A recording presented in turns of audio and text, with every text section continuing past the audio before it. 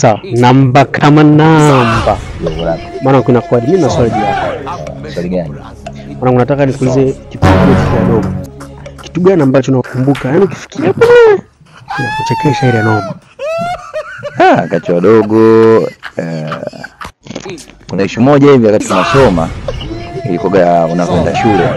Kwa kuna yale majani yale ambayo asubuhi kama mvua imenyesha usiku au kuna hali ya ubaridi, yale majani yanatengeneza kama vimaji maji hivi. Sisi tulikuwa tunataga umande. Sasa kinachonichekesha sio ule umande.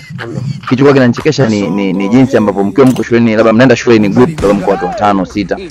Mkifika sasa kwenye ile njia nyembamba ambayo zile nyasi zimekuja kulalia barabarani kama ndio umande wenyewe.